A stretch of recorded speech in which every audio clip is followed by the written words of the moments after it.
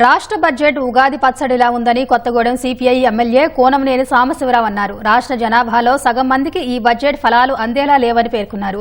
కేంద్రం సహకారం లేకుండా కేవలం అప్పుల మీద రాష్ట్రం నడుస్తోందని అనుకోవడం లేదని స్పష్టం చేశారు.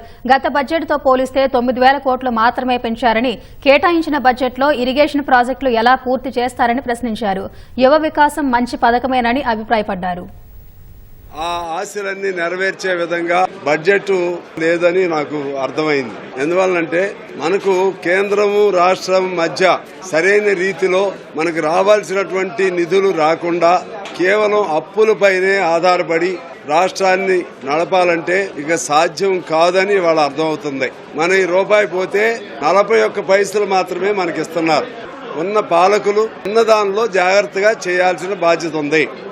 ఎన్నికల ముందు పోటాపోటీలుగా వాగ్దానాలు చేశారు. ఆ చేసిన వాగ్దానాలన్నీ అమలు చేయాలంటే దాదాపు 3 లక్షల కోట్ల బడ్జెట్ కాదు, 5 లక్షల కోట్ల బడ్జెట్ అయినా సరే సాధ్యం కాదు. వీళ్లు మరీ మించిన బడ్జెట్ పెట్టకుండా ప్రాక్టికల్ గానే ఈ బడ్జెట్ పెట్టారు. ఫైనల్ గా ఈ బడ్జెట్ లో ఇంకా అన్ని వర్గాలను కలపలేదు. కాంట్రాక్ట్ ఉద్యోగస్తులు ఉన్నారు, వాళ్ళది ఏంటి అనేది చెప్పలేదు. అవుట్ సోర్సింగ్ ఉద్యోగస్తులు ఉన్నారు, వాళ్ళ పరిస్థితి ఏమిటి అనేది ఇందులో చెప్పలేదు. కేవలం పాత దానికే లెక్కలుగా కొద్దిగా యాడింగ్ అలా కలుపుకుంటూ కొద్దిగానే కలిపారు.